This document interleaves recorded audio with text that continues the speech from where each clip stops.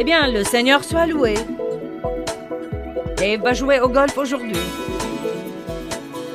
Et je suis là toute seule. Le Seigneur soit loué. J'aurais voulu qu'il m'emmène quelque part, mais Dieu, c'est mon joug et je vais le porter. Merci Jésus.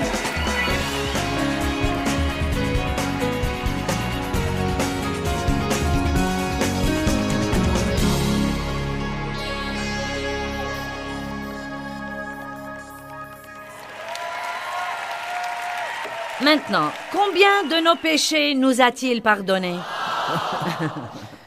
J'aime ça.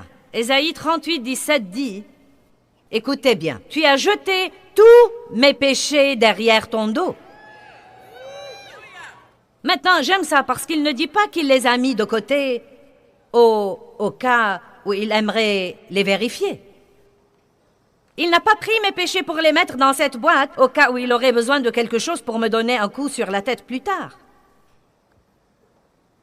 Pourquoi est-ce que la Bible dit qu'il les a jetés? Il les a jetés derrière son dos, parce que Dieu ne s'arrête jamais et ne revient pas en arrière pour regarder quelque chose du passé, oubliant ce qui est en arrière et se portant vers ce qui est en avant.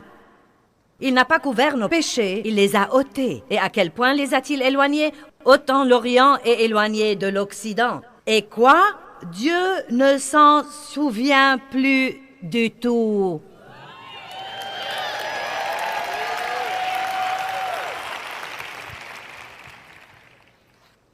Donc, s'il ne regarde pas vos péchés, pourquoi continuez-vous à les regarder? Vous savez, nous passons beaucoup trop de temps à revoir et revoir et revoir tout ce qui ne va pas chez nous. Tout ce que nous avons fait de mauvais. Nous avons mauvaise conscience et nous nous sentons tout le temps coupables. Mais la Bible dit clairement dans 1 Jean 1,9, « Si nous reconnaissons et confessons nos péchés, il est fidèle et juste pour nous pardonner tous nos péchés. Et comprenez ceci, il nous purifie continuellement de toute iniquité. » Vous savez quoi, la plus grande majorité des gens, même des chrétiens, ont mauvaise conscience. Au tréfond d'eux-mêmes, il y a une culpabilité, une honte, un blâme. Et je vais vous dire ce que je crois.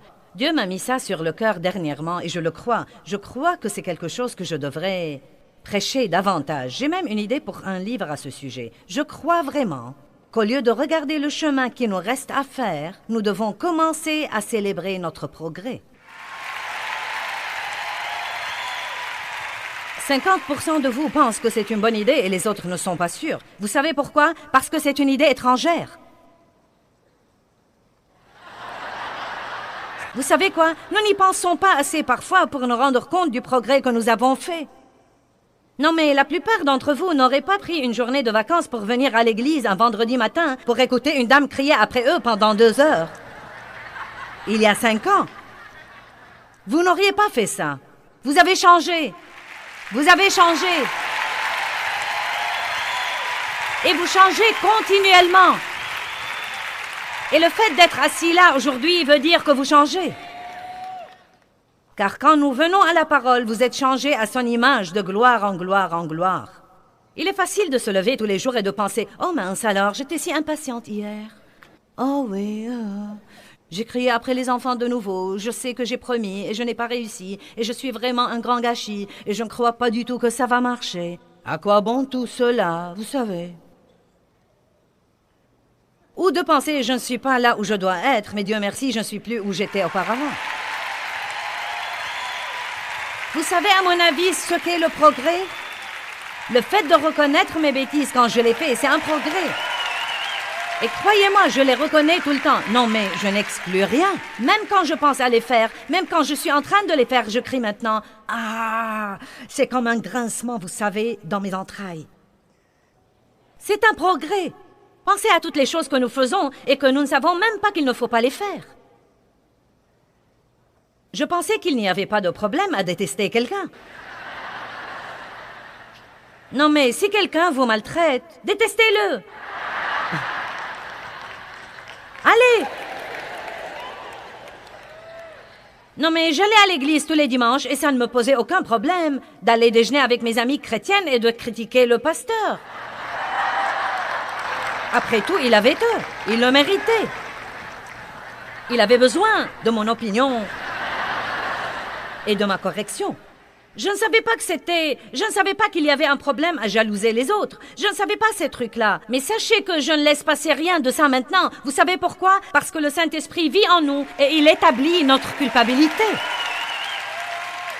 Et laissez-moi vous dire quelque chose. Quand vous recevez la conviction de Dieu, ne la laissez pas vous condamner. Elle devrait vous rendre heureux. C'est une raison de célébrer Dieu merci. Je sais quand je fais quelque chose de mauvais maintenant. Dieu merci parce que je ne vis plus stupidement. Dieu merci, j'ai maintenant des yeux pour voir et des oreilles pour entendre, et tu ravives ma vie spirituelle, et je deviens de plus en plus sensible à ta présence. Combien d'entre vous ont passé quelques années de stupidité? Combien d'entre vous pensent que c'est juste, que nous devons célébrer?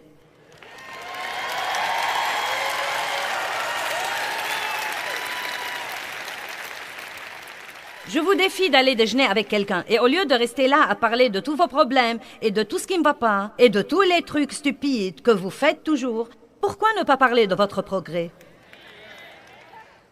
Vous savez quoi? Il y a 30 ans, quand je ne faisais pas à mon idée en tout, je restais en colère pour 3 semaines et n'adressais pas la parole à Dave.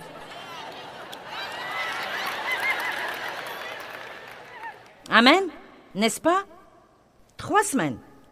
Une fois, je ne lui ai pas adressé la parole pendant 3 semaines, car j'étais têtue, c'était comme ça. Et maintenant, vous savez quoi? Nous ne nous disputons pas beaucoup, mais si nous nous disputons... Non, mais si ça dure 5 minutes, ça a duré très, très longtemps. Et je fais n'importe quoi plutôt que de rester fâchée. Je me fiche pas mal s'il a raison, si j'ai raison, qui a tort. Je suis maintenant adonnée à la paix. Je ne laisserai personne me marcher sur les pieds et cela ne veut pas dire que je n'affronterai ce que je devrais affronter. Mais je vais vous dire ce que j'ai découvert. Ça ne sert à rien de me fâcher s'il veut regarder un match le dimanche et que je préfère qu'il ne le regarde pas parce qu'il va le regarder. Donc je ferai aussi bien d'aller me promener quelque part et de bien m'amuser. Amen. Eh bien, le Seigneur soit loué. Dave va jouer au golf aujourd'hui. Et je suis là toute seule. Le Seigneur soit loué. J'aurais voulu qu'il m'emmène quelque part, mais Dieu, c'est mon joug et je vais le porter. Merci Jésus. Ah, merci Seigneur, j'ai acquis un caractère pieux aujourd'hui. Quand il rentre à la maison, je ne dois même pas être fâchée. Je peux lui parler et je peux être heureuse qu'il se soit bien amusé. Combien d'entre vous ont été longtemps en colère à cause de trucs à l'égard desquels vous ne pouvez rien faire?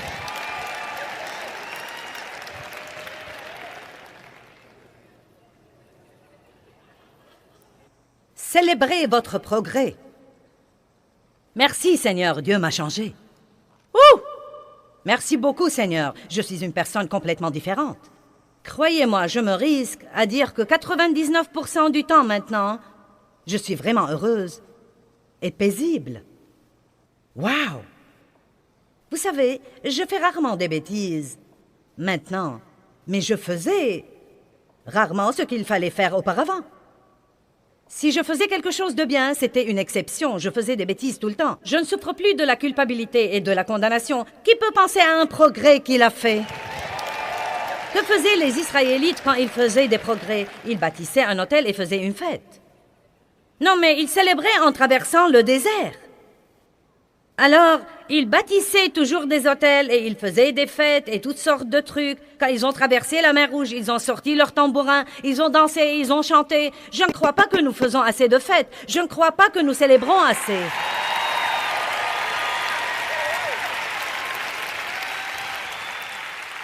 Les chrétiens sont vraiment trop intenses.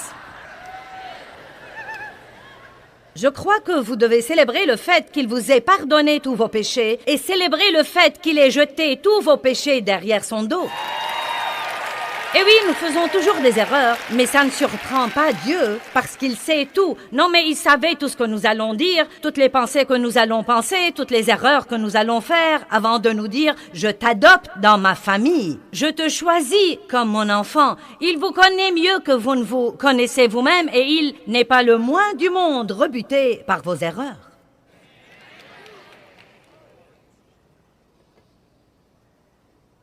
Puisque nos péchés ont été absolument pardonnés, il n'y a plus d'offrande que nous devons faire pour le péché. Cela veut dire que nous ne devons pas nous sentir coupables et perdre notre joie, car nous ne pouvons pas vivre comme des êtres humains parfaits. Si je pouvais être parfaite, je n'aurais pas eu besoin de Jésus et vous non plus. Mon âme peut se reposer. Dieu soit loué, laissez-moi vous dire à quel point c'est merveilleux. Le diable dit « Tu ne pourras jamais y arriver. Aussi grands que soient tes efforts, tu n'y arriveras jamais. Tu es toujours impatient, tu es toujours ceci, tu es toujours cela. » Et moi je dis « Il y a des parasites dans la radio. » Laissez-moi la régler sur une autre fréquence. Oh oui, la voilà. Dieu m'aime beaucoup, je suis la justice de Dieu en Christ. Je suis justifié, je suis accepté de Dieu par Jésus-Christ. Ouh, alléluia, tout le pouvoir est en moi.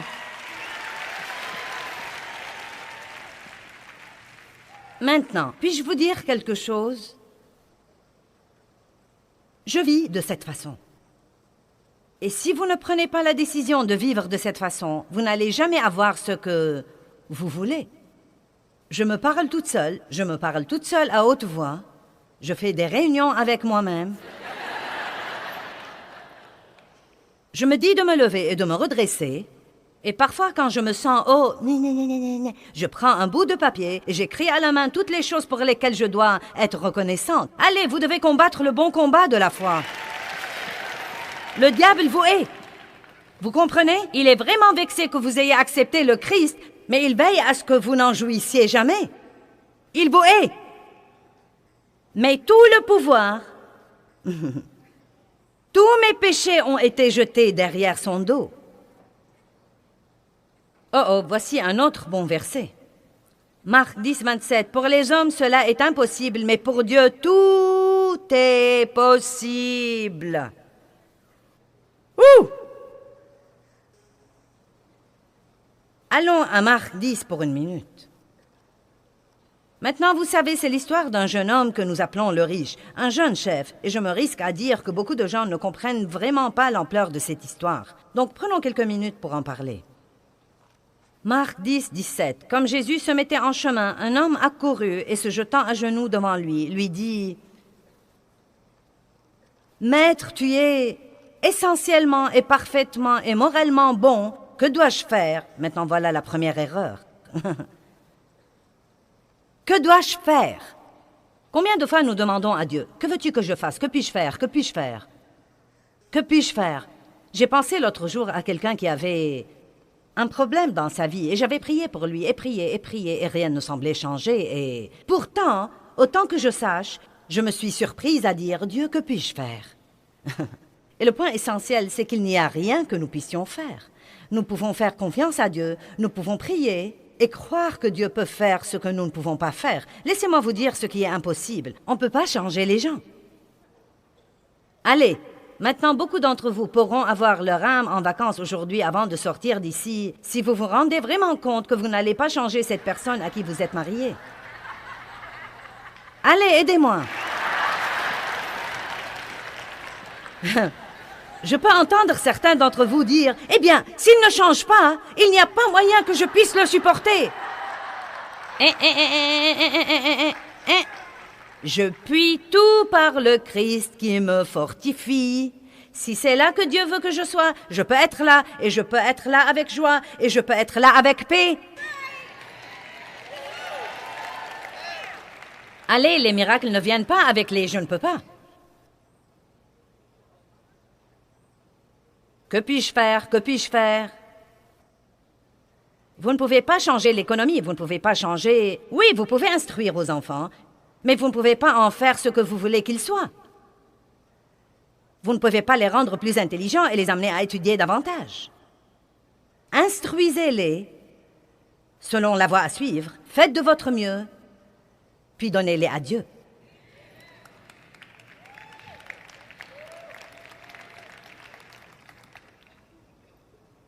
Que dois-je faire pour hériter la vie éternelle? Et Jésus lui a dit, ne m'appelle pas bon, il n'y a de bon que Dieu seul, verset 19.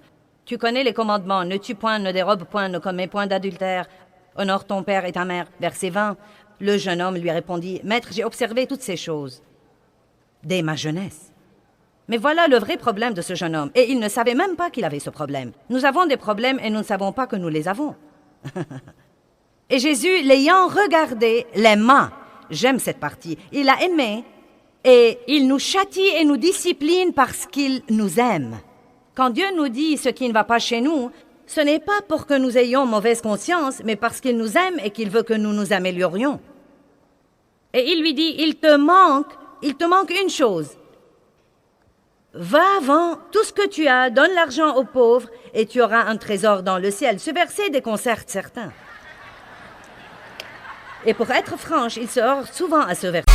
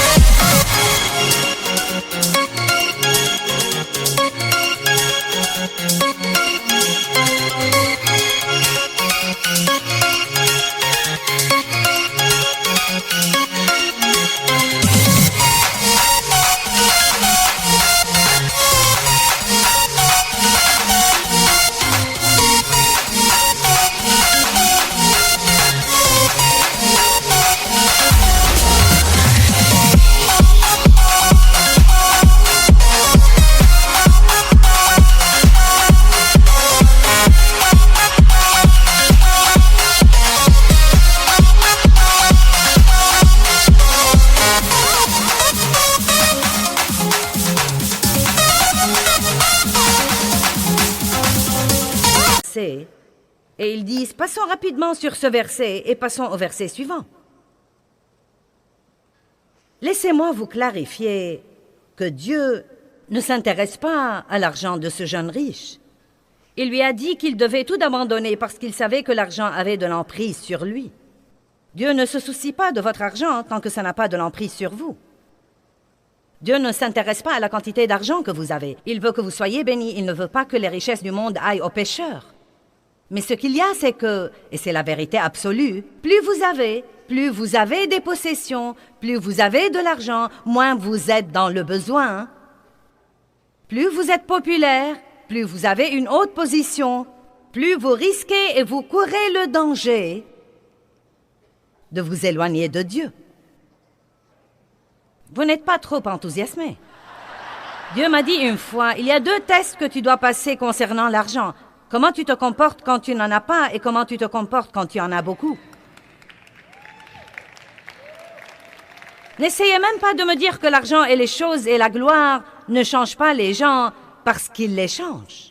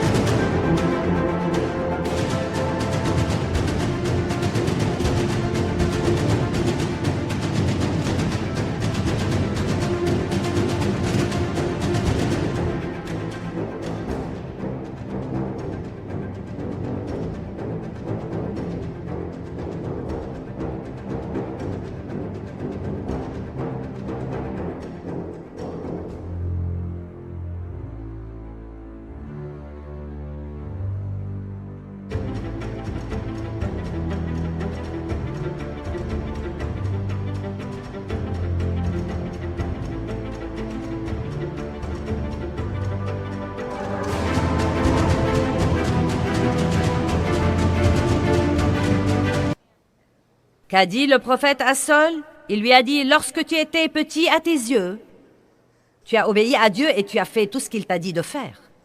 C'est incroyable ce qu'un peu de gloire peut faire aux gens, à tel point que beaucoup de prédicateurs succombent au péché et c'est médiatisé et ça fait un tel tapage contre la parole et cause maintenant un tel manque de respect envers les autres personnes qui sont dans le ministère.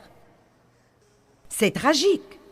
Et la plupart d'entre eux, si vous allez au fond de ce qui leur est arrivé, ils ont commencé bien, mais ils en sont arrivés au point où ils ont senti qu'ils avaient tant de pouvoir qu'ils pouvaient faire tout ce qu'ils voulaient faire et n'en seraient pas tenus pour responsables. Et donc ce jeune homme a dit « Que dois-je faire ?» Eh bien, il a pu observer la loi, mais il n'a pas pu s'empêcher d'être avide. Vous pouvez être religieux, mais c'est les questions du cœur qui comptent pour Dieu. Et donc, il a dit, verset 22, « Écoutez bien, mais affligé de cette parole, cet homme s'en alla tout triste et chagriné, car il avait de grands biens. Maintenant, vous savez, dès que Jésus lui a dit, « Renonce à ton argent », l'homme est devenu triste et déprimé. Essayez de recevoir des offrandes. Laissez-moi vous dire quelque chose. Parfois, votre humeur tout entière est affectée. Vous pouvez presque sentir ces murs invisibles qui s'élèvent. Les voilà, ils essayent de vous prendre votre argent. Dieu ne nous demande pas de l'argent parce qu'il en a besoin, c'est un test. Il ne s'intéresse pas à votre argent si vous êtes un canal et non pas un réservoir. Voyez, il a dit à ce type, verset 23, Jésus regardant autour de lui dit qu'il sera difficile à ceux qui ont besoin des richesses et qui se confient dans les richesses d'entrer dans le royaume de Dieu. Donc, il dit que vous pouvez avoir des richesses, mais si vous ne les utilisez pas là où il faut, elles vont avoir de l'emprise sur vous et vous aurez du mal à obéir à Dieu et à le suivre et à demeurer fort en lui. Les disciples étaient excessivement perplexes et étonnés. Ils se sont probablement sentis comme vous vous sentez ce soir. Eh bien, je ne peux jamais rien posséder si je veux servir Dieu. Et de toute façon, il continue et il dit, « Il est plus facile à un chameau de passer par le trou d'une aiguille qu'à un riche d'entrer dans le royaume de Dieu. » Eh bien, voici la chose. Elle sera instructive pour certains de vous. Le trou de l'aiguille était en fait une porte à Jérusalem. Nous ne parlons pas d'une aiguille à coudre et de faire passer un chameau par son trou. C'est là que nous devons comprendre. Le trou de l'aiguille était une porte à la ville de Jérusalem, qui était une très petite porte, et le seul moyen pour qu'un chameau puisse la passer était de descendre à genoux et de la passer comme ça. Maintenant, ce que dit Dieu, c'est que si vous vivez à genoux,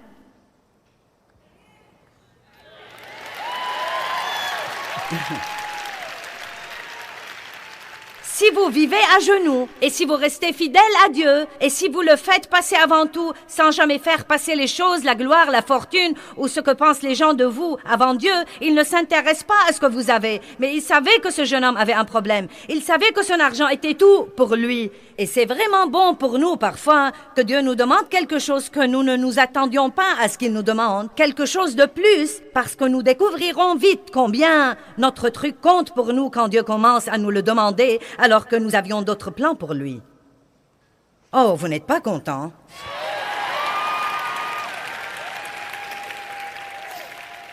Vous savez, je vais être franche, je ne parle pas beaucoup de l'argent dans mes messages, car je sais que les gens vont faire ça. Mais j'ai juste eu envie de le faire ce matin.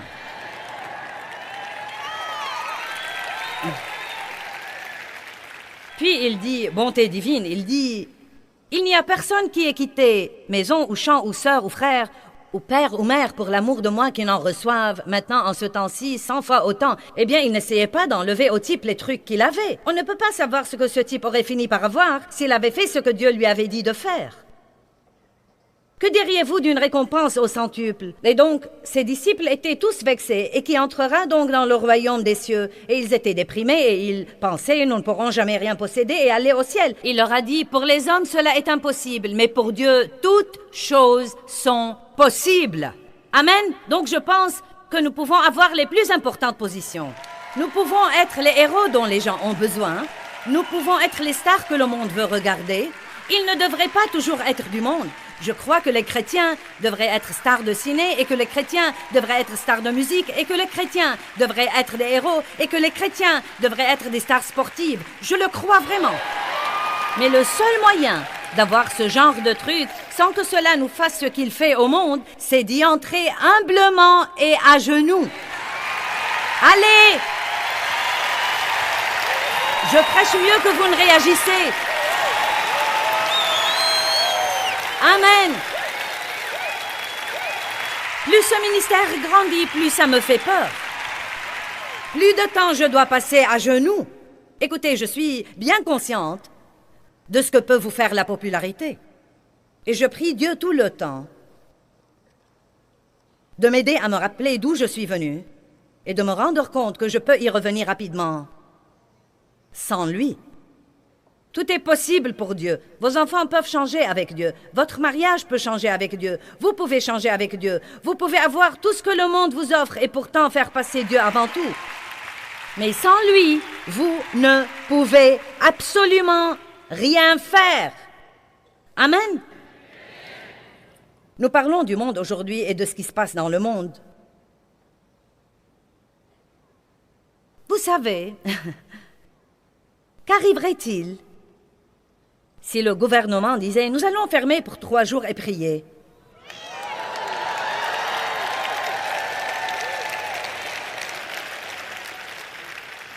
Et je sais qu'il y a des politiciens qui me regardent secrètement, mais si vous êtes là à me regarder aujourd'hui, si vous ne pouvez pas demander au groupe de prier, priez vous-même. Et ouvrez la bouche si vous êtes chrétien et dites « Nous devons prier, rien ne va marcher si nous ne commençons pas à chercher Dieu ».